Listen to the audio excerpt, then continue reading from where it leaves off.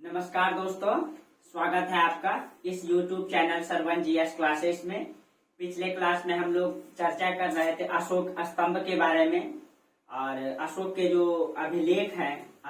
अभिलेख पाए गए हैं वो 3 प्रकार के पाए गए हैं। हम लोग उसमें चर्चा किए थे अशोक के शिलालेख, गुहालेख, स्तंभ लेख न। और हम लोग ये भी देखे थे कि अशोक के जो अभिलेख पाए गए हैं उसमें जो शिलालेख हैं वो 2 प्रकार के पाए गए हैं। शिला मतलब क्या होता है? पत्थर पर उन्होंने जो लिखवाए हैं वो 2 प्रकार के पाए गए, एक दीर्घ शिलालेख और एक लघु शिलालेख। उसके बाद हम लोग देखे थे गुहालेख जो गुफाओं पे लिखाए गए हैं। उसके बाद हम लोग देखे थे स्तंभ लेख जो अशोक ने खुद निर्माण करवा करके और उन्होंने कई स्थानों पे स्थापित करवाए, खंभा का निर्माण करवा करके, इसको हम लोग कहते हैं स्तंभ लेख। ठीक है, तो चलिए हम लोग थोड़ा सा आज उसका फिगर देख लेते हैं किस तरीके से होता है शिलालेख, गुहालेख, स्तंभ लेख। ठीक है, चलिए उसका हम लोग चर्चा करते हैं। ये है आपका जो अशोक के स्तंभ लेख में, ठीक है, उसके ऊपर में जो शेर का निर्माण करवाया गया था, लहराते हुए शेर को दर्शाया गया है। इसमें देखिए आप उनका लहराते हुए बाल को दिखाया गया है। ठीक है, इसका कुछ अलग कॉन्सेप्ट है, अभी हम लोग चर्चा करेंगे थोड़ा सा। ठीक है, चलिए देखते हैं। तो अशोक के जो अभिलेख हैं ये आपका महान सम्राट अशोक है। ठीक है, महान सम्राट, और उनका साम्राज्य का विस्तार देख लीजिए कहाँ तक है। दक्षिण में एकदम कर्नाटक से सीमा लग रही है और एकदम उत्तर पश्चिम में पाकिस्तान, अफगानिस्तान और ईरान का कुछ इलाका शामिल है इसमें। और अगर देखिए दक्षिण में ये हो गया कर्नाटक, उत्तर में पूरा जम्मू कश्मीर, उत्तर पश्चिम में आपका अफगानिस्तान और अफगानिस्तान से भी थोड़ा सा आगे, ठीक है, थोड़ा सा ईरान का इलाका। और आप पूरब में देख लेंगे तो आपका बांग्लादेश तक है। ठीक है, ये है आपका अशोक का साम्राज्य का विस्तार। ठीक है, और इतने बड़े साम्राज्य में, ठीक है, किस तरीके से कौन सी नीति लागू करके अशोक ने जो शासन किया है उनके बारे में हम बताएंगे। और जो कलिंग है आपका, यहाँ पे आपका पड़ता है, ये उड़ीसा में आपका पड़ता है कलिंग, जिसका विजय अशोक ने, महान सम्राट अशोक ने किए थे। ठीक है, और अशोक को महान सम्राट क्यों कहा जाता है, आज हम लोग उन सब के बारे में चर्चा करेंगे। ठीक है, अशोक के अभिलेख के बारे में। ठीक है, और हम आप लोगों को पिछले क्लास में ये चर्चा भी कर दिए थे। ठीक है, और अशोक का जो साम्राज्य का विस्तार है ये आप देख सकते हैं इस तरीके से मैप में। ठीक है, देखिए इस तरीके से मैप में आप देख सकते हैं अशोक का साम्राज्य का विस्तार। और इन सब स्थानों में अशोक का अभिलेख पाए गए, जैसे देखिए धौली, जौगढ़, ठीक है, यहाँ पे आपका उत्तराखंड में कालसी, ठीक है, तो दिल्ली, टोकरा, ये सब जो लिखा हुआ है। ठीक है, शहबाजगढ़ी यहाँ पे ये पाया गया है। ठीक है, यहाँ गिरनार, यहाँ सोपारा, ठीक है, यहाँ पे एर्रागुड़ी। तो इस तरीके से आप लोगों को पिछले क्लास में चर्चा कर दी है, मैपिंग कर दिए हैं आप लोगों का, बस इसमें आपको दिखाना था। और आज आपका जो टॉपिक है, ठीक है, देखिए पिछले क्लास में हम लोग चर्चा किए थे कि अशोक के जो अभिलेख पाए गए वो कितने प्रकार के? 3 प्रकार के, एक शिलालेख, स्तंभ लेख और गुहालेख। शिलालेख 2 प्रकार के पाए गए हैं, दीर्घ शिलालेख और लघु शिलालेख। पिछले क्लास में हम लोग चर्चा कर लिए हैं। उसके बाद स्तंभ लेख भी 2 प्रकार के पाए गए हैं। ठीक है, इसमें आपका लघु स्तंभ लेख और दीर्घ स्तंभ लेख। गुहालेख भी हम लोग चर्चा कर लें जो गुफाओं में लिखाया गया है। ठीक है, अब देखिए इसी का अगर हम लोग चर्चा करें, देखिए अशोक के जो अभिलेख पाए गए, अब देखिए पहले हम लोग देख लेते हैं स्तंभ लेख। यही है अशोक का स्तंभ लेख। ठीक है, अशोक ने इस तरीके से, देखिए कितना बड़ा खंभा है, इसको स्तंभ लेख कहते हैं। अशोक ने क्या किया, बड़ा सा खंभा, इसका निर्माण अशोक ने जो है, यहाँ पे आपका उत्तर प्रदेश में पड़ता है आपका मिर्जापुर। देखिए यहाँ से ये गंगा नदी है, एकदम उत्तर प्रदेश में यहीं पे पड़ता है मिर्जापुर। यहीं पे लाल बलुआ मिट्टी पाई जाती है। ठीक है, लाल बलुआ मिट्टी पाई जाती है, वो पत्थर पाया जाता है, उसी से इसका निर्माण अशोक ने करवाया है। ठीक है, ये जो आप देख रहे हैं इसका निर्माण अशोक ने, उसी से बड़े बड़े खंभे का निर्माण कहा जाता है। ये खंभा की ऊंचाई आप देखेंगे तो लगभग 35 से 55 फीट तक पाए गए हैं। कुछ 35 फीट के हैं, कुछ 55 फीट के हैं, इस तरीके से पाए गए हैं। ठीक है, इसका वजन जो है कि 50 से 55 टन है। और उसमें देखिए किस तरीके से इसमें लिखवाया गया अशोक ने, तो इसी को अशोक का स्तंभ लेख कहते हैं। यानी अशोक ने खंभा का निर्माण करवा करके खुद उसमें राज्य के बारे में लिखवाए हैं क्या लिखवाए थे अभी हम लोग चर्चा करेंगे आज का क्लास में। देखिए किस तरीके से लाइनिंग लिखाया गया है, ठीक है, इस तरीके से लिखा गया, इसी को अशोक का स्तंभ लेख कहते हैं, ठीक है। देखिए और कई प्रकार के ये पाए गए, ये देखिए ये भी है अशोक का स्तंभ लेख, ठीक है। आप लोगों को बता ही दिए कि अशोक के स्तंभ लेख के बारे में कहाँ कहाँ पाया गया है, ठीक है। देखिए और कुछ स्तंभ लेख में अशोक ने जो है इस तरीके से शेर को रखवा दिए थे, ठीक है। इसका मतलब कॉन्सेप्ट क्या था कि जो अशोक का साम्राज्य है, ठीक है, शेर की तरह चारों दिशाओं में फैला हुआ है, यानी उस क्षेत्र का एक राजा है, ठीक है, शेर की तरह फैला हुआ है उसका साम्राज्य, ठीक है। इस तरीके से उनका साम्राज्य फैला हुआ था। और ये आप अगर सारनाथ अगर आप गए होंगे, ठीक है, जो सारनाथ का अशोक का स्तंभ पाया गया है, उस स्तंभ पर इसमें 4 शेर को दिखाया गया है चारों दिशाओं में, यानी इनका कहने का कॉन्सेप्ट था, अशोक का कॉन्सेप्ट था, ठीक है। इतिहासकार का अनुमान है कि जो इनका जो 4 गो शेर है ना, 1 2 3 और इसका एक पीछे साइड है 4, यानी कि चारों दिशाओं में अशोक का साम्राज्य शेर की तरह फैला हुआ है, ठीक है। इसीलिए इसमें लहराते हुए बाल को दिखाया गया है, यानी कि लहराते हुए शेर का बाल को दिखाया गया, यानी कि इनका साम्राज्य लहराते चारों दिशाओं में इनका पटाखा, मतलब पटाखा लहरा रहा है, इसका झंडा लहरा रहा है। इनका कॉन्सेप्ट ये इतिहासकारों ने लगाया है, ठीक है। और वर्तमान में इसमें विवाद भी चला है, थोड़ा सा उसमें भी चर्चा करेंगे, ठीक है। तो यही जो अशोक का जो स्तंभ लेख है ना, यही सारनाथ में पाया गया, जिसमें चारों दिशाओं में बाघ को मतलब दिखाया गया है, ठीक है। और यही है अशोक का चक्र जो इसके ऊपर में रखा गया था, इसी को जो है हम लोग जो राष्ट्रीय ध्वज में यही अशोक चक्र का जो मतलब इसी को हम लोग राष्ट्रीय ध्वज में मतलब चिन्ह के रूप में लिए हैं, ठीक है। यही है अशोक चक्र जो सारनाथ में पाया गया है, ठीक है। आप यहाँ जाएंगे, आज भी ये रखा गया है, ठीक है, उसी समय का है, आज भी उतना ही चमकदार है ये, ठीक है, आज भी उतना ही चमकदार। मैं देखा हूँ इसको, एकदम बेहतरीन तरीके से ये चमकता है, सारनाथ में आप जाएंगे तो उसी तरीके से रखा गया है, ठीक है। ये है आपका अशोक का, ठीक है, सारनाथ का स्तंभ लेख पर रखा गया ये प्रतीक चिन्ह, ठीक है। इसमें कुछ बहुत सारे विवाद चलते रहते हैं, उसमें भी हम लोग चर्चा करेंगे। ये हो गया आपका स्तंभ लेख, ठीक है, यानी कि अशोक ये स्तंभ लेख का देखिए दोस्तों ये टुकड़ा है, ठीक है, जैसे कि स्तंभ है ना, यानी वो जो हम आपको दिखाए तो स्तंभ के ऊपर में उसको रखा गया है, वो टुकड़ा है इसका बचा हुआ, वो जो हम आपको दिखाए, ये जो आपको हम दिखाए तो ये टुकड़ा बचा हुआ है जो उसके स्तंभ के ऊपर रखा गया था। जैसे ये बड़ा सा स्तंभ है ना, तो स्तंभ के ऊपर उसको रखा गया था, ठीक है, स्तंभ के ऊपर उसको रखा गया था, उसको निकाल लिया गया है, ठीक है। तो ये हो गया अशोक का स्तंभ लेख। शिलालेख का मतलब क्या होता है, पत्थर पे लिखा गया। इस तरीके से अशोक ने बड़े बड़े पत्थरों पर, देखिए इसमें आप लोगों को दिख रहा होगा तो देखिए इसमें लिखा गया है बारीकी से। मैं दूसरा पत्थर दिखाता हूँ, देखिए ये देखिए इस पत्थर में दिख रहा है, ये देखिए पत्थर पे लिखा गया है ना, तो पत्थर पे लिख दिया तो शिलालेख, ठीक है। छोटे छोटे पत्थर में लिख देंगे तो लघु शिलालेख, बड़े पत्थर में लिख देंगे तो दीर्घ शिलालेख। इस तरीके से पहाड़ों के चट्टानों के पत्थर में उन्होंने लिखे हैं, तो इसी को हम लोग क्या कहेंगे, शिलालेख, ठीक है। और इसी तरह से, ठीक है, देखिए छोटे छोटे भी मतलब स्तंभ लेख पाए गए, ये देखिए, ठीक है। इस तरीके से कुछ टूट भी गया है, कुछ नष्ट भी हो गया है, इस तरीके से पाए गए हैं, ठीक है, ये देखिए, ठीक है।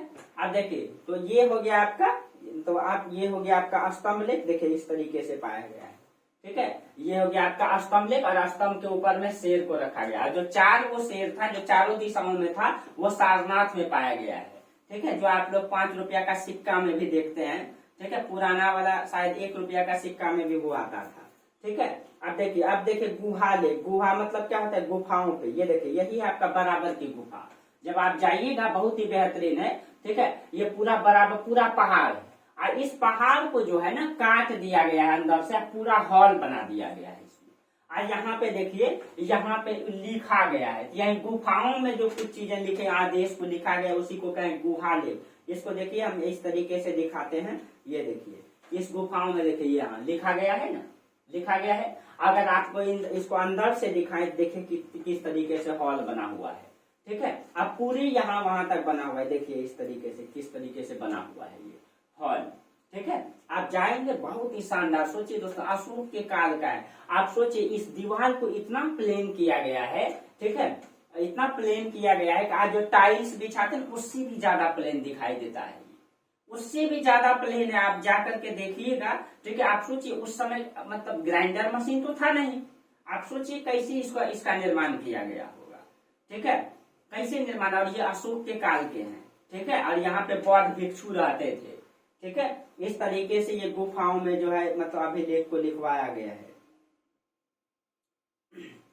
इस तरह ये है आपका गुहा लेख, कुछ इस प्रकार से भी पाए गए। यही है आपका बराबर की गुफाएं। ठीक है, यह है आपका बराबर की गुफाएं। अगर इस पहाड़ को अगर आपको दूर से दिखाने का प्रयास करें, देखते हैं, अगर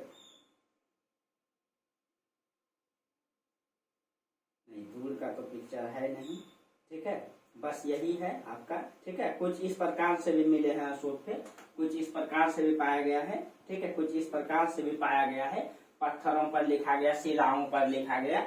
ठीक है, इस तरीके से अशोक के अभिलेख के पाए गए हैं। ठीक है, अब देखिए कुछ विवाद भी चलता है। देखिए वर्तमान में मतलब नरेंद्र मोदी की सरकार ने क्या किए, देखिए ये जो अशोक का मतलब ये स्तंभ में जो शेर को दिखाया गया है, वर्तमान में नरेंद्र मोदी ने, ठीक है, ये इस शेर को जो है इसी मतलब सारनाथ के जो स्तंभ में शेर पाए गए, इसको जो है कि वर्तमान में लोकसभा के सॉरी संसद भवन के, ठीक है, संसद भवन में स्थापित किए इसको।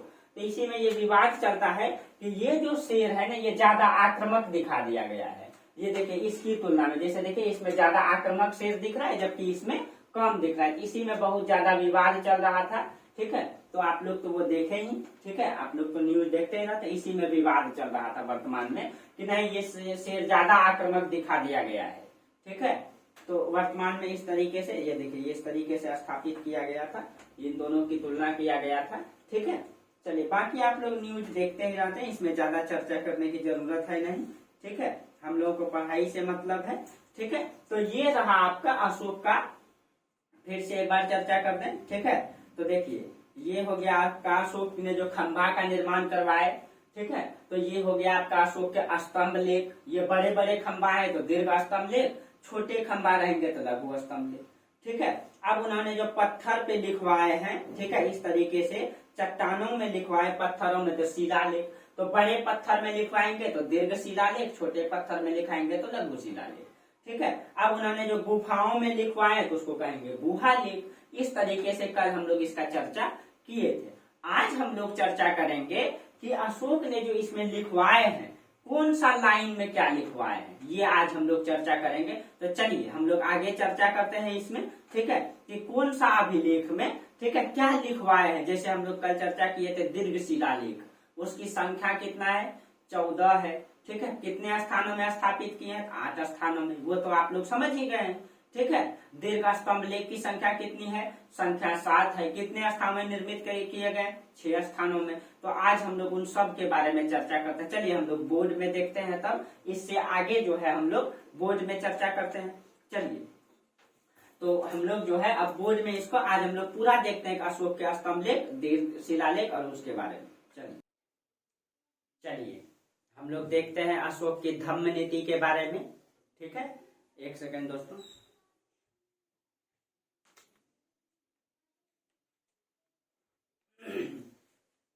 चलिए हम लोग देखते हैं अशोक की धम्म नीति के बारे में। जो हम लोग अभी जो चर्चा की अशोक के अभिलेख के बारे में, ठीक है, तो अशोक ने अपने द्वितीय स्तंभ लेख में, अभी सबको कॉन्सेप्ट क्लियर करेंगे कि ये क्या है। ठीक है, पहले हम लोग अशोक का धम्म नीति को समझते हैं कि आखिर में जो अशोक को जो महान सम्राट कहा जाता है, उसके यही धम्म नीति के कारण ही उसको जो है मतलब कि भारतीय इतिहास में महानता की दर्जा दिया गया। तो ये हम लोग ये समझते हैं कि अशोक का धम्म नीति क्या है। ठीक है, चलिए देखते हैं अशोक की धम्म नीति। ठीक है, और इन्होंने अशोक ने जो अपने धम्म नीति का चर्चा किया है अपने द्वितीय स्तंभ लेख में किया है। द्वितीय स्तंभ लेख में उन्होंने, ठीक है, द्वितीय स्तंभ लेख में उन्होंने, ठीक है, धम्म नीति की चर्चा की है। तो अब ये धम्म क्या है, तो द्वितीय स्तंभ लेख में अशोक ने खुद अपने आप से पूछा है, वो खुद अपने आप से प्रश्न पूछता है। ये द्वितीय स्तंभ लेख, अभी आप लोगों को सब चर्चा कर चुके हैं, स्तंभ लेख क्या है, शिलालेख क्या है। ठीक है, तो द्वितीय स्तंभ लेख, द्वितीय स्तंभ लेख क्या है, तो आपको ये भी चर्चा करते हैं। जैसे ये स्तंभ है तो इसमें 1 2 3 4 5 6 7 बातें लिखाई गई, तो 1 और 2, यानी ये दूसरा लाइन में जो उन्होंने लिखा है उसी को हम लोग द्वितीय स्तंभ लेख कहेंगे। उसमें उन्होंने खुद से पूछता है कि कियम कियम चू धम्मे, वो कहता है कि कियम चू धम्मे। ठीक है, देखिए हम आपको इसमें चर्चा करते हैं। वो द्वित स्तंभ लेख में कहता है कि कियम चू धम्मे, कियम चू धम्मे। इसका मतलब होता है कि धम्म क्या है, कियम चू धम्मे, धम्म क्या है। तो फिर वो खुद अपने आप से इसी में जवाब देता है। ठीक है, वो खुद इसमें जवाब देता है कि धम्म क्या है। वो खुद कहता है फिर, ठीक है, वो कहता है अपा सीनवे, अपा सीनवे, सीनवे। ठीक है, बहा कथाने, बहा कथाने, दया दाने, दया दाने, सचे साचे, सचे साचे, माधवे साधवे च, माधवे साधवे, साधवे च। ठीक है, यानी कि अशोक ने अपने द्वित स्तंभ लेख में खुद कहता है कि धम्म क्या है, कियम चू धम्मे। फिर वो खुद जवाब देता है धम्म की नीति में। ठीक है, वो कहता है कि अपासीन में बहा कथा ने, दया दाने, सचे साचे, माधवे साधवे च। अब इसका मतलब क्या होता है, वो खुद मतलब कहता है कि अपासीनवे, अपासीनवे का मतलब होता है अल्प पाप, बहा कथा ने, अधिक से अधिक कल्याण। ठीक है, तो देखिए अपासीनवे, अपासीनवे का मतलब क्या होता है, अल्प पाप। वो कहता है कि मनुष्य को अपने जीवन में कोशिश करना चाहिए कि कम से कम पाप करे। वो खुद कहता है कम से कम पाप करे। वही अशोक दोस्तों कलिंग के युद्ध में 1.5 लाख लोगों की मतलब 1 लाख लोगों की हत्या किया है। अपने 99 भाइयों की हत्या करके जो है कि शासक बना है। वही शासक की नीति देखिए दोस्तों, आखिर ऐसा क्यों, ऐसा क्यों। ठीक है, तो वो कहता है कि अल्प पाप, मनुष्य को अपने जीवन में कोशिश करना चाहिए कि कम से कम पाप करें अपने जीवन में। उसके बाद वो कहता है कि बहा कथाने। ठीक है, बहा कथाने का मतलब होता है अधिक से अधिक कल्याण करना चाहिए। यानी कि एक मनुष्य को अपने जीवन में, ठीक है, अधिक से अधिक कल्याण करना चाहिए। आप पूरा लिखेंगे, अधिक से अधिक कल्याण करना चाहिए। ठीक है, मनुष्य के को जो है अपने जीवन में जितना हो सके उतना कल्याण करना चाहिए। उसके बाद वो खुद कहता है कि दया दाने, दया दाने का मतलब क्या होता है, दान देना। दया और दान की भावना आपके मतलब कि गुण आपके अंतर्गत ये गुण होनी चाहिए। ठीक है, किसी के प्रति दया और दान का गुण होनी चाहिए आपके अंतर्गत। ठीक है, दया दान, किसी के प्रति जो है कोई अगर गलती भी कर दे तो उसमें दया दिखा दीजिए आप। जिस तरीके से अशोक ने कलिंग के युद्ध में लाखों लोगों की हत्या तो किए, लेकिन फिर वो उसमें दया दिखा करके खुद उसका मोहरम पट्टी किए दोस्तों। ठीक है, अब वो वहां से उनको समझ में आया कि वास्तविक विजय युद्ध विजय नहीं होता है, वास्तविक विजय तो धर्म विजय होता है। और धर्म क्या है, जो धारण करने योग्य है वही क्या है, धर्म है। ठीक है, धर्मे इति धारता, जो धारण करने योग्य है वही धर्म है। ठीक है, बाकी उसके बाद दया दाने, सचे साचे। सचे साचे का मतलब क्या होता है कि सत्यवादिता की गुण होनी चाहिए आपके अंदर। सत्यवादिता, आपको झूठ नहीं बोलना चाहिए। ठीक है, इसका मतलब होता है सत्यवादिता की गुण आपके अंतर्गत होनी चाहिए। ठीक है, सत्यवादिता। माधवे साधवे च, इसका मतलब माधवे का मतलब माधुरता, साधवे का मतलब साधुता। आपके अंतर्गत माधवे का मतलब क्या होता है, मधुरता। आपके वाणी में मधुरता होनी चाहिए। ठीक है, साधवे का मतलब साधुता, आपके अंतर्गत साधु का गुण होनी चाहिए। ठीक है, आप सोचिए दोस्तों, अशोक का ये विचार ही अशोक को महान बनाता है। वो कहता है कि एक मनुष्य को अपने जीवन में कम से कम पाप करना चाहिए, अधिक से अधिक दान देना चाहिए, दया की भावना आपके अंतर्गत होनी चाहिए, सत्यवादिता होनी चाहिए, मधुरता होनी चाहिए, साधुता होनी चाहिए। ये सारा गुण आपको अगर ये गुण अगर आपको दिखाया जाए तो एक प्रकार से सभी धर्मों का सार है ये। क्या कौन धर्म नहीं कहता है कि दया दान नहीं करना चाहिए? कौन धर्म नहीं कहता है कि सत्यवादिता नहीं होनी चाहिए? कौन धर्म नहीं कहता है कि आपके अंतर्गत मधुरता की गुण नहीं होनी चाहिए, साधुता की गुण नहीं होनी चाहिए, कम पाप करने? सब धर्म कहता है। इसका मतलब है दोस्तों कि सभी धर्मों का सार को इन्होंने संग्रहित करके अपने विचारधारा को रखा, पूरे समाज में ठीक है, पूरे जितना बड़ा इनका साम्राज्य था उस पूरे साम्राज्य में इसको फैलाने की चर्चा करता है। ठीक है, चर्चा करता है। तो कहीं न कहीं वो ऐसा क्यों करता है? कहीं कुछ लोग इसको बौद्ध धर्म से जोड़ने का प्रयास किए हैं कि नहीं ये बौद्ध धर्म से प्रभावित है। ठीक है, बौद्ध धर्म से प्रभावित है ये धर्म की नीति, लेकिन बहुत सारे इतिहासकार कहते हैं कि नहीं ये बौद्ध धर्म से प्रभावित नहीं है। ठीक है, जैसे कि कुछ इतिहासकार कहते हैं कि जो मतलब कि सिंगोलवाद बौद्ध धर्म से जो लिया गया है ये सिंगोलवाद में इसकी चर्चा है। ठीक है, तो कई सारे इतिहासकारों ने कई सारा मतलब कि तथ्य दिए हैं इसके लिए। ठीक है, लेकिन बहुत सारे इतिहासकार कहते हैं कि आखिर में उन्होंने इस नीति का पालन क्यों किए, आखिर उन्होंने इस नीति का पालन क्यों किए? तो इसीलिए किए दोस्तों, अभी हम लोग उसका साम्राज्य का विस्तार को जब देखें तो उसका साम्राज्य का विस्तार जो है, अगर हम थोड़ा सा मैपिंग कर दें आप लोगों को, ठीक है, देखिए थोड़ा सा मैपिंग अगर कर दें तो ज्यादा क्लियर हो जाएगा।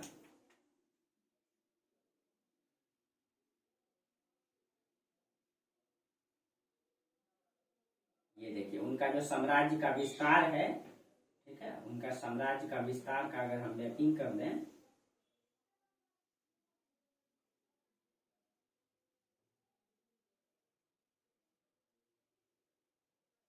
एग्जैक्ट तो नहीं लेकिन प्रयास करेंगे आपको समझ में आए।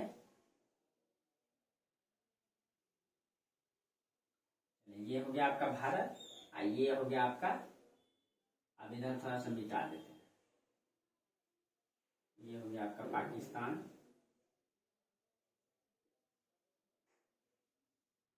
ये हो गया आपका अफगानिस्तान। ठीक है, ये और यहाँ तक इनका साम्राज्य का जो सीमा का विस्तार है, दक्षिण में 3 राज्य को छोड़ा करके, अब पूरा में ये आपका बांग्लादेश का पूरा हिस्सा है लगभग में ये पूरा। ठीक है, अब अफगानिस्तान का ये पूरा ये हिस्सा है, ईरान का ये पूरा होते हुए, ठीक है, उनका साम्राज्य जो है इतने बड़े क्षेत्र में फैला हुआ है। ठीक है, ये समुद्र का इलाका नहीं, मतलब ये इलाका इतना बड़ा साम्राज्य उसका फैला हुआ है।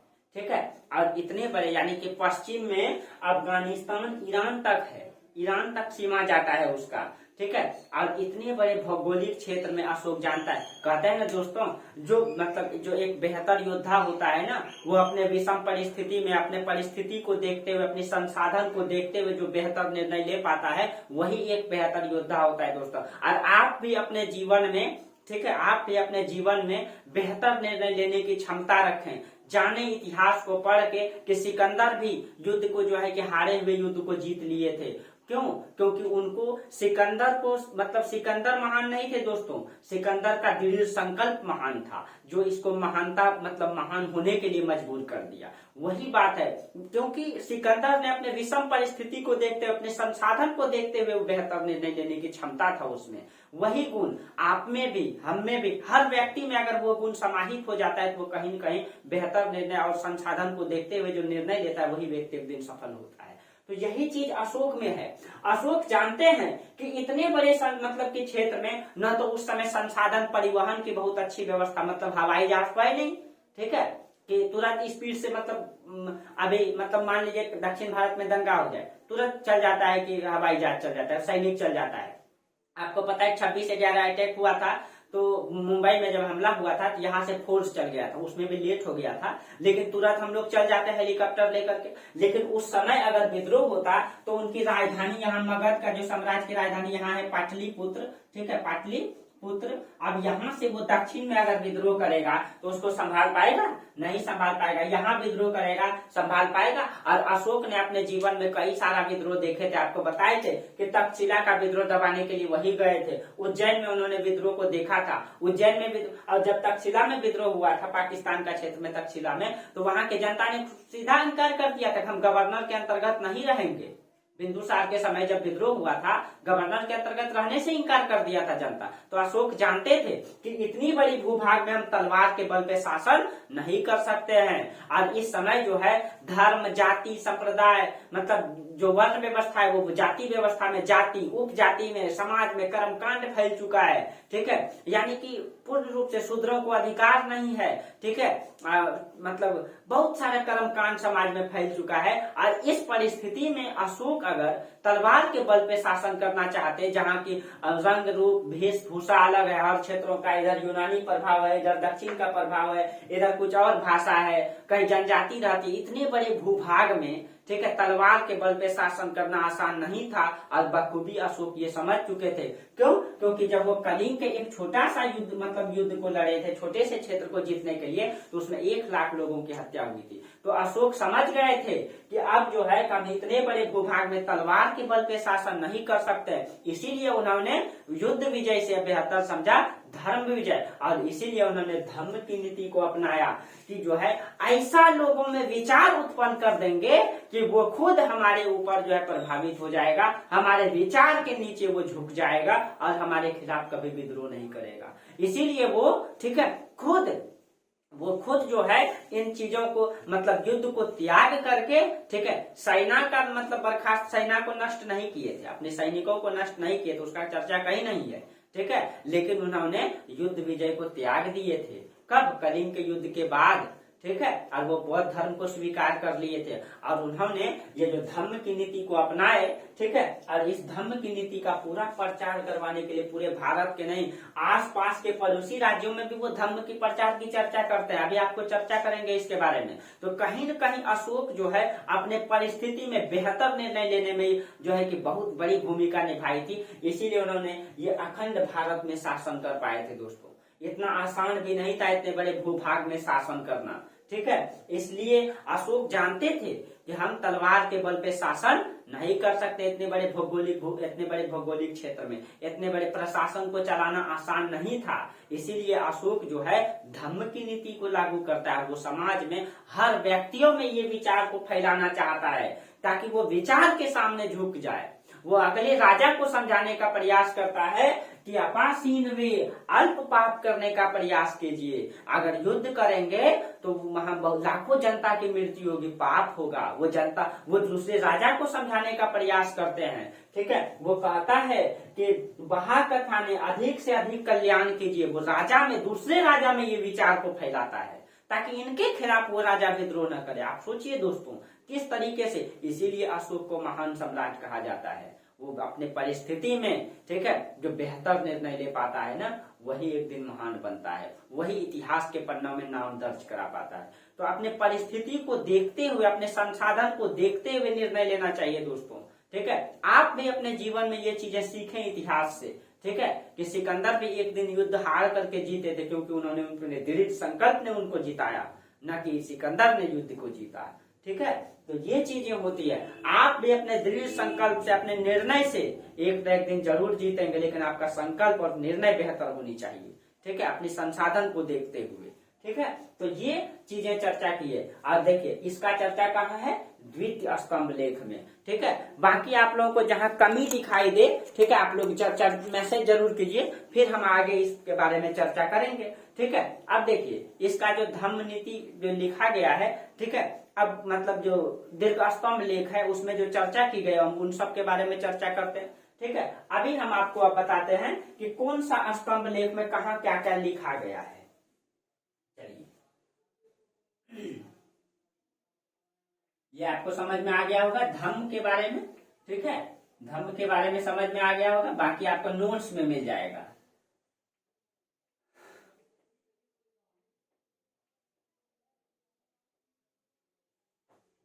देखिए अब अशोक के आगे स्तंभ लेख को पहले हम लोग देखते हैं। स्तंभ लेख जो है अशोक के, ठीक है, स्तंभ लेख, ठीक है, सिर्फ स्तंभ लेख को हम लोग अब देखिए स्तंभ लेख जो है उसमें भी दीर्घ स्तंभ लेख, यहाँ पे आप लिखिएगा दीर्घ स्तंभ लेख। दीर्घ स्तंभ लेख की संख्या कितनी है? ये स्तंभ लेख है, संख्या 1 2 3 4 5 6 7। ठीक है, 1 2 3 4 5 6 7। ठीक है, इसी को हम लोग संख्या कहते हैं, कल चर्चा कर ली है। और जो मेरा पिछला क्लास नहीं देखा, पहले पिछले क्लास देखिए। ठीक है, तब ये ज्यादा समझ में आएगा। अब उन्होंने ये जो फर्स्ट लाइन है इसी को हम लोग प्रथम स्तंभ लेख कहते हैं। ठीक है। तो उन्होंने प्रथम स्तंभ लेख में क्या लिखे हैं, ये क्वेश्चन में पूछा जाता है। प्रथम स्तंभ लेख में वो कहता है कि अशोक खुद कहता है कि मैंने अपने राज्याभिषेक के 26वें वर्ष धम्म लेख लिखवाया। ठीक है। तो वो प्रथम में क्या कहते हैं कि राज्याभिषेक के, ठीक है, राज्याभिषेक के, ठीक है, 26वें वर्ष ये धम्म लेख को लिखवाया, यानी कि जो धम्म की नीति है इसको लिखवाया, अभिलेख को लिखवाया, यानी कि राज्याभिषेक के 26वें वर्ष। ठीक है। ये मतलब प्रथम लाइन में वो कहता है, यानी कि प्रथम दीर्घ स्तंभ लेख में वो कहता है। इसमें वो कहता है कि धम्म में लोगों के प्रति वृद्धि करनी चाहिए, धम्म के प्रति अनुराग में लोगों की वृद्धि करनी चाहिए। वो प्रथम स्तंभ लेख में कहता है कि मैंने अपने राज्याभिषेक के 26वें वर्ष धम्म लेख को लिखवाया और इस धम्म के प्रति लोगों में फैलानी चाहिए, इस विचारधारा को फैलाने की बात करती है पूरे देश में। उसके बाद द्वित स्तंभ लेख में उसने खुद, तो द्वित स्तंभ लेख में तो आपको बताएं कि मतलब कि द्वित स्तंभ लेख में उन्होंने खुद धम्म की नीति की चर्चा की है। ठीक है। धम्म आपको बता ही दिए कि धम्म की नीति क्या है। ठीक है। धम्म की नीति क्या है बता ही दिए। तीसरा में वो कहते हैं, ठीक है, इसमें 5 पापों का उल्लेख किया है और वो 5 पापों को, पाप को वो असीनो कहता है। 5 पापों को वो क्या कहता है, असीनो। ठीक है। पाप को वो असीनो कहता है। 5 पाप क्या है वो कहता है, चंडिये, निठुलिये, क्रोधे, माने, ईर्ष्या, ये 5 चीजें पाप है और इसको वो, ये सब को वो पाप का दर्जा देता है। कहता है इसको त्यागना चाहिए लोगों को। क्या क्या है वो, तो त्रित में उसने, सॉरी, हाँ, त्रित में वो जो है पाप के बारे में, पाप को वो क्या कहता है, असीनो कहता है। पाप किसे बताता है वो कहता है कि चंडिये, ठीक है, चंडिये, ये 5 पाप में जो है इसमें दूसरा में वो कहता है निठुलिये, क्रोधे, ठीक है, निठुलिये। उसके बाद वो कहता है क्रोधे, ठीक है, और चौथा वो कहता है माने और ईर्ष्या। ठीक है। इसमें वो कहता है माने और 5वां वो कहता है ईर्ष्या। ठीक है। ये 5 चीजों को वो पाप बताता है। वो कहता है कि चंडिये, चंडिये का मतलब होता है कठोर होना, मनुष्य को कठोर नहीं होनी चाहिए। ठीक है। अशोक ने अपने 99 भाइयों की हत्या किए थे। ठीक है। मतलब कलिंग के युद्ध में लाखों लोगों की हत्या किए थे। कहीं कहीं वो कठोर थे, उसके कारण से लाखों लोगों की जान गया एक छोटे से क्षेत्र को जीतने के लिए। कहीं कहीं कठोर होकर के जीते थे और इसके कारण से लाखों लोगों की हत्या किया गया। इसीलिए वो कहता है कि मनुष्य को चंडिये का मतलब क्या होता है, कठोर, कठोर नहीं होना चाहिए। कठोर होना, चंडिये होना पाप है, वो कहता है। उसके बाद निठुलिये, उसके बाद कहता है क्रोध, मनुष्य को क्रोध नहीं होनी चाहिए। ठीक है। क्रोध में मनुष्य जो है सही निर्णय कभी नहीं ले पाता है। ठीक है। इसलिए मनुष्य को कहते हैं क्रोध जब आए तो उस समय कोई भी निर्णय मनुष्य को नहीं लेना चाहिए। ठीक है। देखिए 2-3 परिस्थिति में आप हमेशा प्रयास करें कि कोई निर्णय न लें। जब आप बहुत खुश हो, ठीक है, तो भावना में बह करके आप बड़ा से बड़ा निर्णय न लें। छोटा मोटा निर्णय ले सकते हैं, दोस्त बोले पार्टी दे दिए, दे सकते हैं। ठीक है। बहुत खुश है, थोड़ा बहुत मतलब खुशी मना ली। अब ये नहीं कि भावनाओं में बह करके बहुत खुश में शादी कर लिए, तब तो फिर दूसरा रास्ता पकड़ लेंगे आप। ठीक है। इसीलिए भावनाओं में बह करके मनुष्य को निर्णय नहीं लेना चाहिए। जब मनुष्य बहुत गुस्सा में हो, क्रोध में हो, तो उस समय भी मनुष्य को निर्णय नहीं लेना चाहिए। ठीक है। बड़ा से बड़ा निर्णय नहीं लेना। आप अपने जीवन में ये चीजें जरूर याद रखेंगे। जब भी गुस्सा आए तो आप कोई भी निर्णय नहीं लेंगे, चाहे आपको कोई कितना फोर्स क्यों न करे। आप बोलेंगे नहीं भाई, मैं 1 घंटा बाद बताऊंगा इसके बारे में, मैं सोच के बताऊंगा 1 घंटा बाद कि इसमें क्या निर्णय होनी चाहिए। जब आप बहुत खुश हैं तो उस समय भी आप बोलेंगे कि नहीं, मैं सोच के बताऊंगा कि इसमें क्या सही होना चाहिए, क्या सही गलत होनी चाहिए। इसीलिए आप याद रखेंगे, जब आप बहुत खुश हो तो बहुत बड़ा निर्णय न लें। जब आप बहुत क्रोध में, गुस्सा में हो, तो उसमें भी आप बड़ा निर्णय न लें। ठीक है। तो कुछ परिस्थिति में, ठीक है, निर्णय नहीं ले। इसीलिए वो कहता है क्रोध है, जब मनुष्य को क्रोध आता है तो वो कभी भी बेहतर निर्णय नहीं ले पाता है। उसके बाद माने का मतलब होता है घमंड, मतलब घमंड, लोगों को घमंड नहीं करना चाहिए। ठीक है। कहते हैं ना कि सिकंदर भी दोस्तों इस दुनिया में आया था और उस समय यूनान वासियों को जितने पृथ्वी की जानकारी थी उसका 70-50% से भी अधिक जीत लिया था। ठीक है, फिर भी वो बोले थे, फिर भी वो खाली हाथ गए और वो बोले थे कि जब हमारी मृत्यु हो, हमारे जब अर्थी उठाना तो हमारा दोनों हाथ बाहर रखना, ताकि पूरी दुनिया देखे कि सिकंदर भी इस धरती पर आया था जो उस समय 50% भूमि को जीत लिया था, फिर भी वो खाली हाथ गया था।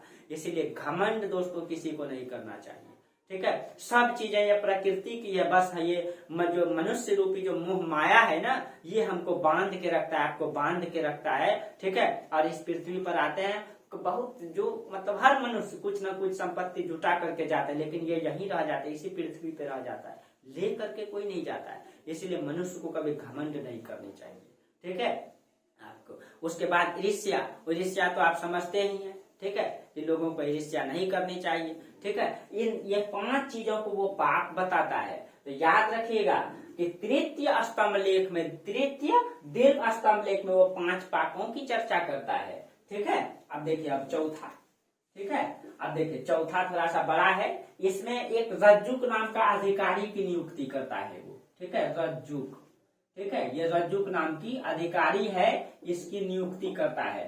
और इसका काम क्या था? इसका काम था भू राजस्व वसूलना, भू राजस्व वसूलना। भू राजस्व का मतलब जमीन का जो टैक्स वसूलना, ठीक है, वसूलना इसका काम था।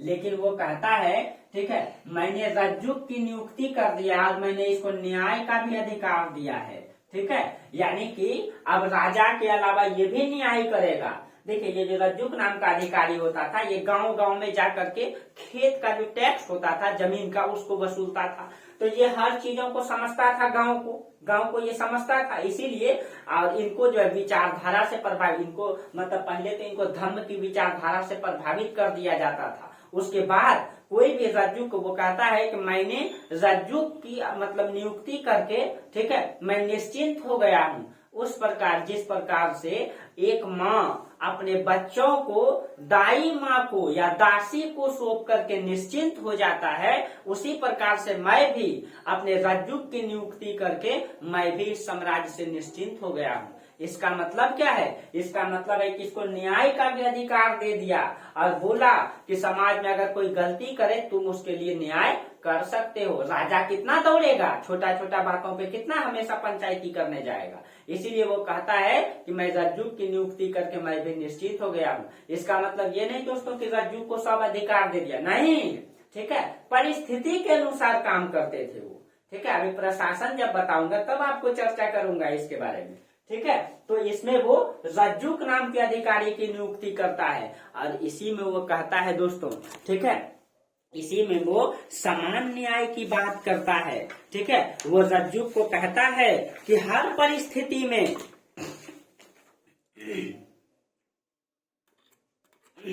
हाँ, वो रज्जुक को कहता है कि अगर आप न्याय करोगे तो हर परिस्थिति में याद रखना कि न्याय जो है समान दंड व्यवस्था होनी चाहिए। अब ये समान दंड व्यवस्था क्या है दोस्तों, ठीक है, हमेशा सबके लिए समान न्याय की व्यवस्था अशोक ने किया था। समान न्याय क्या है? देखिए दोस्तों, भारत के इतिहास में ये पहला शासक रहा है जिन्होंने की समान न्याय व्यवस्था लागू किया था अपने साम्राज्य में। समान न्याय व्यवस्था का मतलब क्या है दोस्तों? पहले वर्ण व्यवस्था चलता था, ठीक है, बुरा नहीं मानिएगा कोई दोस्तों, सच्चाई जो है मैं उसको प्रकट करने का प्रयास करूंगा, ठीक है। इतिहास मतलब क्या है? इतिहास को अगर हम अपने विचारधारा से प्रभावित करके बताते हैं तो वो इतिहास नहीं है। जो चीजें घट चुका है वो बताना मेरा जिम्मेवारी है। जो घट चुका है उस चीज को सच्चाई आपके सामने प्रकट करना मेरा जिम्मेवारी, ताकि आप समझे कि हमारा इतिहास ऐसा रहा है। हमसे मतलब इसको जोड़ने का प्रयास नहीं कीजिएगा आप लोग। मैं ईमानदारी पूर्वक जो चीजें घटा है मैं हमेशा प्रयास करता हूँ वही चीजें आपके सामने प्रस्तुत करूँ, इसलिए कोई बुरा नहीं मानिएगा। जो चीजें घट चुका है, ठीक है, जो घटनाएं घट चुकी है उसको लेकर के दिल में लेना या नहीं भी लेना ये कोई मायने नहीं रखता है, ठीक है। चलिए, तो वर्ण, उस समय दोस्तों वर्ण व्यवस्था था और आपको पता है वर्ण व्यवस्था में ब्राह्मण सबसे ऊपर होता है, ठीक है, उसके बाद क्षत्रिय होता है, ठीक है, उसके बाद क्षत्रिय होता है, उसके बाद वैश्य होता है, ठीक है, वैश्य होता है, उसके बाद शूद्र होता है, ठीक है।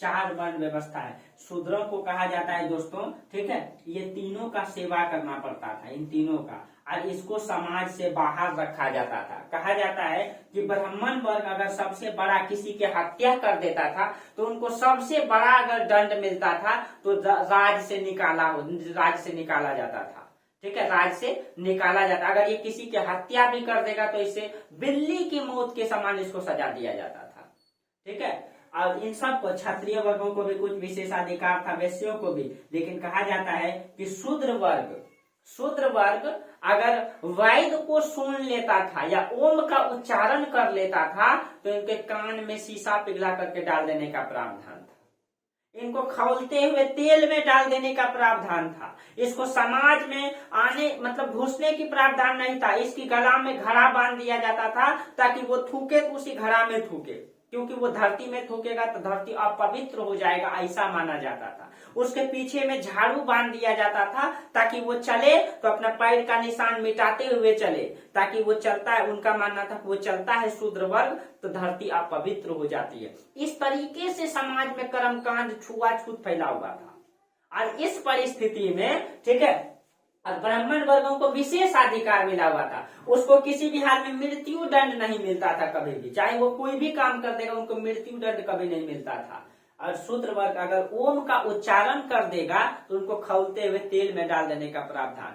अगर मतलब वैद को, अगर मंदिर में कोई ब्राह्मण वर्ग वैद पढ़ रहा है वो सुन लेगा तो उसके कान में शीशा को पिघला करके डाल देने का प्रावधान था दोस्तों, उसको दोनों पैर काट देने का प्रावधान था। इस तरीके से मतलब कि न्याय व्यवस्था को रखा गया था, यानी कि एक ही मनुष्य दूसरे मनुष्य पे जुर्म करता हुआ दिखाई देता है, ठीक है। और इस तरीके से कर्मकांडीय व्यवस्था में महान शासक आते अशोक, जो कहता है कि नहीं, कोई भी वर्ग कोई भी गलत करेगा तो उसको समान न्याय दिया जाएगा, ठीक है। अगर ब्राह्मण वर्ग भी गलती करेंगे तो उनको भी वही न्याय मिलेगा, और वही गलती शूद्र वर्ग करेंगे तो उनको भी वही न्याय मिलेगा, यानी कि यहाँ किसी के साथ भेदभाव नहीं किया जाएगा।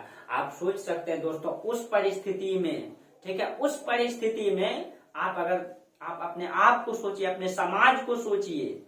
आज भले हमारा समाज बदल गया है, लेकिन 10 साल पहले को आप सोचिए, मात्र 10 साल पहले आप सोचिए हमारा समाज कैसा था, ठीक है, हमारा समाज कैसा था, ठीक है। तो उसी तरीके से उस समाज में, ठीक है, उस समाज में इस परिस्थिति में, ठीक है, अशोक ने अगर समान न्याय व्यवस्था लागू किया तो कहीं न कहीं भारत इतिहास में इसको महानता की दर्जा अगर दिया गया है तो कहीं गलत कहाँ है, ठीक है। इसीलिए इसको भारतीय इतिहास में महान शासक की दर्जा दिया गया है दोस्तों, ठीक है। उन्होंने समान न्याय व्यवस्था की लागू करता है, जो भारतीय इतिहास में कहीं न कहीं एक विशेष चीजों को दर्शाता है, इसीलिए तो अशोक को महान सम्राट कहा जाता है। चलिए, अब ये चौथा में बात करता है ये चीजें, ठीक है। उसके बाद है आपका 5वां स्तंभ लेख, ठीक है, 5वां, तो याद रखिएगा जो जो हम बोलते जा रहे हैं। 5वां में उसने कहा है, ठीक है, कि जीव वध निषेध होगा, जीव वध निषेध होगा, ठीक है। अब जीव की वध नहीं होगा, वध निषेध होगा, ठीक है। अब जो है वो हमारे राज्य में कोई भी जीव की हत्या क्या होगा, नहीं होगा, ठीक है। अब वो आप सोच सकते हैं दोस्तों, उसने कहा कि जिस तरीके से समाज में गाय की, गुरु की और ब्राह्मण की हत्या नहीं की जाती है, उसी तरीके से अब समाज में किसी भी जीव की हत्या नहीं की जाएगी, यानी कि एक जीव दूसरे जीव का भोजन नहीं बनेगा। आप सोचिए, इस विचारधारा से, ठीक है, हर कोई प्रभावित हो गया था दोस्तों, ठीक है। कहा जाता है कि अशोक से मतलब उनकी जनता मतलब इतना खुश था, लगता था कि उस समय राजतंत्र नहीं चल रहा है, मतलब गणतंत्र चल रहा है, हर जनता अपने आप को स्वतंत्रता फील करता था। उस परिस्थिति में आप सोच सकते हैं, उस परिस्थिति में, ठीक है, तो कहीं न कहीं महान शासक ऐसे थे, जो अशोक के बारे में आप पढ़ते हैं दोस्तों, ऐसे थे हमारे महान शासक। ये था हमारा भारत की पृष्ठभूमि, ये है हमारा भारत का इतिहास। बताइए सबको, ये हमारा इतिहास रहा है, ये हमारा भारत रहा है, और उसका संचालन बिहार की धरती से होता था, ये पटना से होता था, पाटलिपुत्र से होता था। ये है हमारा भारत का इतिहास, ठीक है। तो देखिए दोस्तों, जीव वध निषेध कहा जाता है कि इनसे पड़ोसी राजा इतने प्रभावित थे कि इनके खिलाफ कभी विद्रोह नहीं किए। पड़ोसी राजा इतने प्रभावित थे कि इनके खिलाफ कभी विद्रोह नहीं किए। ठीक है, ये है मतलब अशोक। ठीक है, उसके बाद छठे स्तंभ लेख में इसने कहा है कि सभी संप्रदायों का समान रूप से विकास होना चाहिए। अब देखिए, वो छठा में कहता है कि सभी संप्रदाय यानी कि कोई भी जाति रहे, कोई भी वर्ण का व्यक्ति रहे, उनका विकास समान रूप से होनी चाहिए, किसी को विशेषाधिकार नहीं दिया जाएगा। ठीक है, तो सभी संप्रदायों का, ठीक है, संप्रदायों का समान विकास होनी चाहिए, समान रूप से विकास होनी चाहिए। आप सोच सकते हैं दोस्तों, ठीक है, जहां शूद्रों को पानी पीने तक का अधिकार नहीं था, वहां ये कहता है चाहे कोई भी वर्ण का व्यक्ति रहे, कोई भी धर्म को मानता हो। उस समय तो बौद्ध धर्म, जैन धर्म था। ठीक है, बौद्ध जैन था और आपका मतलब हिंदू धर्म तो चलता ही आ रहा था। तो कोई भी धर्म का दोस्तों रहे या कोई भी वर्ण का रहे, कोई भी जाति रहे, उनको समान रूप से विकसित करने का निर्णय लिया। ठीक है, यानी कि हर संप्रदाय के लोग अब जीने में समान अधिकार रखेगा। पहले विशेषाधिकार था दोस्तों। ठीक है, तो कहीं न कहीं ये इस विचार में अशोक की सहिष्णुता की विचार दिखाई देता है। सहिष्णुता का विचार क्या होता है कि मतलब हर संप्रदाय को, सहिष्णुता का मतलब होता है कि राजा जब सभी धर्मों, सभी संप्रदायों को विकसित होने का अवसर समान दे। ये नहीं कि राजा अगर हिंदू है तो सिर्फ हमारे राज्य में हिंदू का अधिक बढ़ावा देगा, ठीक है, अन्य धर्मों का कम। अगर समाज में इस्लाम है, ये नहीं कि सिर्फ और सिर्फ इस्लाम को बढ़ावा देगा, अन्य धर्मों का कम। अगर राजा किसी भी धर्म से प्रभावित हो, वास्तविक रूप में अशोक बौद्ध धर्म से जो थे दोस्तों, लेकिन उन्होंने सभी धर्मों का समान रूप से मतलब कि विकास करने का निर्णय लेता है। ये राजा की सहिष्णुता दिखाई देता है कि वो किसी से भेदभाव नहीं करते थे। आप सोचिए दोस्तों, हर कोई अशोक के प्रति जो है कि मतलब प्रभावित, उसके प्रति निछावर हो गए थे। कैसे विद्रोह करते हैं ऐसे शांत राजा के खिलाफ।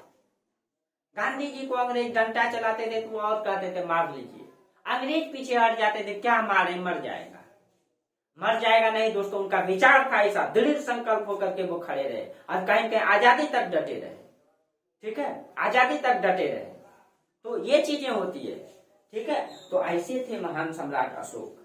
उसके बाद सातवें स्तंभ लेख में उसने कल्याणकारी नीति का उल्लेख करता है। ठीक है, तो सातवें में वो कल्याणकारी नीति का उल्लेख करता है, कल्याणकारी नीति। ठीक है, कल्याणकारी नीति का मतलब वो इसमें कहता है कि हमने प्रत्येक 8 कोस में कुआं खुदवाया, बरगद का वृक्ष लगवाया, सराय मतलब जहां आराम करने का स्थान होता है उसका निर्माण करवाया, यानी कि उसमें वो कल्याणकारी नीति का सड़क बनवाया, यानी कि जितना भी समाज के लिए कल्याण में लाया था उन सब का नीति का वो पूर्ण रूप से पालन करता है और उसमें वो कल्याणकारी नीति की चर्चा करता है।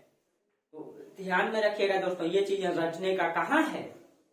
उन्होंने इसी तरीके से लिखा है। प्रथम स्तंभ लेख में वो कहता है कि मैंने अपने राज्याभिषेक के 26वें वर्ष धर्म लेख को लिखवाया।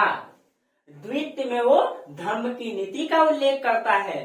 तृतीय में वो 5 पापों का उल्लेख करता है कि किसी मनुष्य को क्रोध नहीं करना चाहिए, वो पाप है, निठुलिए, क्रोधे, माने, ये सब नहीं होना चाहिए लोगों में।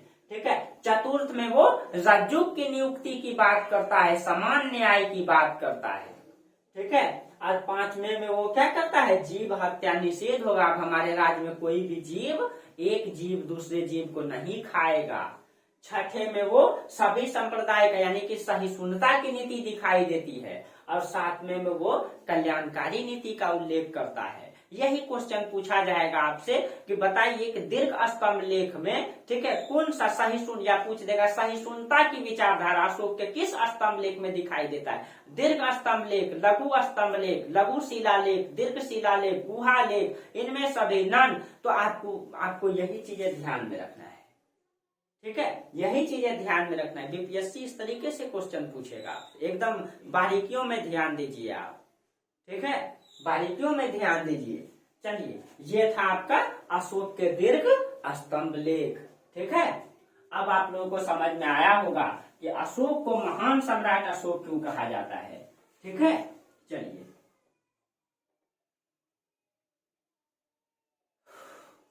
देखिए, अब देखिए दीर्घ जो शिलालेख है दोस्तों, उनकी संख्या तो 14 है ना। लेकिन 14 को याद नहीं रखना है, याद रहेगा भी नहीं, और आपको डाटा तो कहीं भी मिल जाएगा। ठीक है, जो इम्पोर्टेंट है उसी को हम बता देते हैं। ठीक है, जैसे कि मान लीजिए शिलालेख है, यानी पत्थर पे लिखा गया है, तो उसकी संख्या तो 14 है। ठीक है, 14 मतलब डाटा भी याद नहीं रहेगा, जो इम्पोर्टेंट है वो हम बता देते हैं। ठीक है, बाकी हर जगह बुक में मिल जाएगा आपको। ठीक है, याद करने से कोई मतलब नहीं है, इतिहास बहुत बड़ा है, कुछ चीजें होती है। ठीक है, जैसे कि प्रथम दीर्घ शिलालेख। अब देखिए, अब हम लोग चर्चा करते हैं दीर्घ शिलालेख के बारे में। यहाँ पे लिख दीजिए आप दीर्घ शिलालेख, दीर्घ शिलालेख। ठीक है, दीर्घ शिलालेख। शिलालेख का मतलब क्या होता है आपको बता ही दिए हैं। अब देखिए इसमें प्रथम दीर्घ शिलालेख में क्या कहा, इसने कहा है, उसने पशु हत्या निषेध की चर्चा यहाँ पे किया है। तो प्रथम दीर्घ शिलालेख में पशु हत्या निषेध होगा। ठीक है, पशु हत्या निषेध होगा, यानी कि अब हमारे राज्य में पशु नहीं कटा जाएगा, वो कहता है। ठीक है, अब हमारे रसोई में 2 हिरन और 1 मृग मारा जाएगा। ठीक है, इसमें वो लिखा है। ठीक है, और द्वितीय दीर्घ शिलालेख में वो पड़ोसी राज्य के बारे में चर्चा करता है। ठीक है, द्वितीय में वो पड़ोसी राज्य, याद रखिएगा, पड़ोसी राज्य के बारे में चर्चा करता है। पड़ोसी राज्य में किसका किसका नाम वो लिखता है, वो इसमें लिखा है। सबसे पहले केरल पुत्र, सत्यपुत्र, ताम्रपर्णी, पांड्यराज, उत्तर पश्चिम के राज्य, ये राज्य के।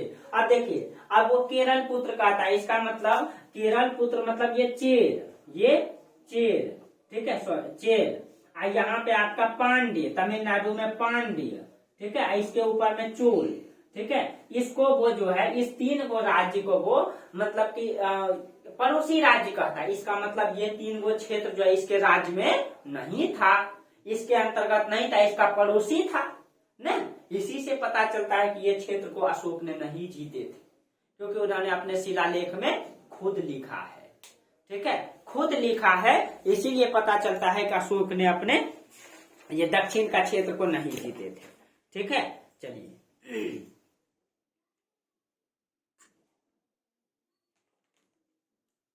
हाँ, एक बात याद रखिए, इसमें पड़ोसी राज्य का उल्लेख भी करता है, और इसमें वो पशु का और मानव की दोनों की चिकित्सा की बात करता है। याद रखिएगा, इसमें पशु प्लस मानव दोनों की चिकित्सा की भी बात करता है वो। ठीक है, पशु और मानव दोनों की चिकित्सा की बात करता है। ठीक है, ध्यान में रखना है इसको।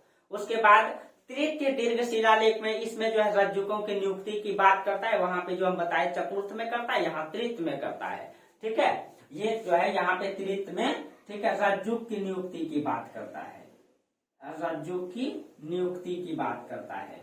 और इसके बारे में कहता है कि ये जो रज्जुक है हर एक 3 वर्ष में, ठीक है, समाज का दौरा करेगा। ठीक है, ये जो है ये रज्जुक हर एक 3 वर्ष में क्या करेगा, समाज का दौरा करेगा। ठीक है, यानी समाज घूमेगा, देखेगा।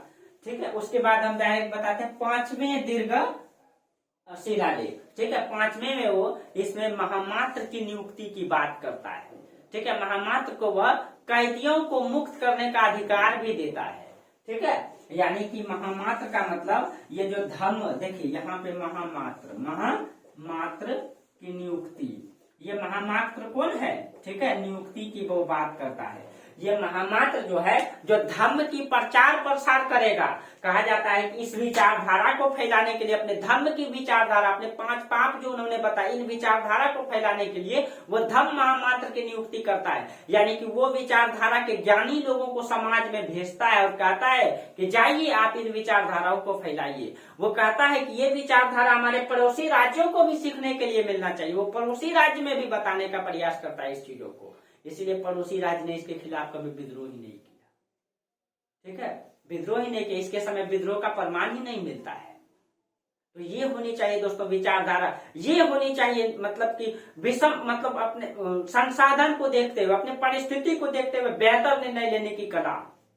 और आप भी इस मतलब आधुनिक युग में जब तक बेहतर निर्णय नहीं लेंगे तब तक आगे नहीं बढ़ेंगे, आगे नहीं बढ़ेंगे। कहीं के आपको बेहतर निर्णय के साथ साथ बेहतर तैयारी भी करना पड़ेगा। और आज तो लोग सोशल मीडिया में व्यस्त है, ऐसा नहीं। इसीलिए एग्जाम देते हैं 6 लाख 7 लाख बीपीएससी का और निकलता है 600 का। कारण क्या है? ठीक है, आप कहेंगे सीटें निश्चित नहीं दोस्तों, वास्तविक चीज तो यह है कि सब कोई इस चीज में उझराए हुए है कि हम कहाँ क्या क्लास करें। इतनी सोशल मीडिया हो गई, उनका क्लास का ही अंदाजा नहीं लगता है, बस जिधर तिधर करने में समय बिता देते हैं। किसी को तो ये भी पता नहीं चल पाता है कि सिलेबस क्या पढ़ना है, बस ऑब्जेक्टिव मारते हैं किसी तरह। तो ऐसा नहीं करना है, बेहतर तरीके से। ठीक है, उसके बाद 5वें के बाद हम डायरेक्ट आपका 12वें बताते हैं और 13वें। ठीक है, उसके बाद 12वें में जो है वो, इसमें वो जो है अशोक के धार्मिक सहिष्णुता का पता चलता है। ठीक है, वही सहिष्णुता, धार्मिक सहिष्णुता का मतलब अभी चर्चा कर दिया आपको। ठीक है, धार्मिक सहिष्णुता का पता चलता है। ठीक है, कि वही धर्म वो मानते हैं बौद्ध धर्म को, लेकिन सभी धर्मों को समान रूप से विकास होने का अवसर देते हैं। ठीक है, और 13वें में वो याद रखेगा, ये 13वें में वो कलिंग की युद्ध की चर्चा करता है। ठीक है, वो इसी में लिखा गया है, ये 13वें दीर्घ शिलालेख में लिखा गया है कलिंग युद्ध के बारे में। इसमें लिखा गया है कि देवानाम प्रियदर्शी यानी देवों के प्रिय प्रियदर्शी राजा ने अपने राज्याभिषेक के 8वें वर्ष में कलिंग का युद्ध किया। और इसी में चर्चा है कि इसमें जो है 1.5 लाख लोगों को बंदी बनाया गया। ठीक है, और 1 लाख लोगों की हत्या हुआ इसमें। और इसी को देख करके अशोक जो है, ठीक है, इसी को देख करके अशोक मनमुग्ध रह जाता है। तलवार से जब खून टपकता है तो उस टपकते हुए खून को देख करके उसका हृदय पिघल जाता है और वो निर्णय लेता है कि युद्ध विजय नहीं होनी चाहिए, वास्तविक विजय तो धर्म विजय है। ठीक है, धर्म विजय है। ठीक है, इसीलिए वो, ठीक है, आज ये इस विचारधारा को वो पड़ोसी राज्य में फैलाने की बात करता है। ठीक है, बाकी आप लोग देखिए, और आप कहिएगा 5 के बाद 6 7 8 9 10 आप लोगों को सब मिल जाएगा। ठीक है, कोई फायदा नहीं है, इंपॉर्टेंट चीजें नहीं है सब। ठीक है, आप बुक में भी मिल जाएगा आपको। ठीक है, तो ये रहा आपका दीर्घ शिलालेख। दोस्तों, आपको अगर वीडियो बेहतर लगता है, मेरा वीडियो लंबा होता है थोड़ा, ठीक है, इसके लिए मैं क्या करूँ, यही है ही, अच्छा से कॉन्सेप्ट से पढ़िएगा तो वीडियो लंबा होगा ही। ठीक है, यही चीजें अगर रटा देंगे तो फिर 20 मिनट में हम भी पढ़ा देंगे। लेकिन मेरा उद्देश्य है कि वास्तविक शिक्षा से आप मतलब कि रूबरू हो, कम से कम जाने देखें कि शिक्षा ऐसी है। ये नहीं कि बस आपको पता ही नहीं चले कि शिलालेख अभिलेख क्या है, कहाँ क्या है, बस आप पढ़ रहे हैं, ऐसा नहीं। शिक्षा लेना है तो वास्तविक शिक्षा लेना है। ठीक है, सिलेबस के पीछे भागिए, ये मतलब आप ये सोचिए कि हमको बेहतर से बेहतर सिलेबस को कवर करना है। ठीक है, और आपको अगर वीडियो अच्छा लगता है तो लाइक कीजिए, शेयर कीजिए, सब्सक्राइब कीजिए। ठीक है, आगे बढ़ाते रहिए, आप लोग सपोर्ट कीजिए और बेहतर से बेहतर हम प्रयास करेंगे। चलिए, आज यहीं तक रहने देते हैं, तब तक के लिए आप लोगों को, आप लोग पूरा वीडियो देखते हैं, इसके लिए बहुत बहुत धन्यवाद आप लोगों को। और आप लोग शेयर जरूर कीजिए वीडियो को, और अच्छा लगता है तो लाइक भी जरूर कीजिए। ठीक है दोस्तों, थैंक यू।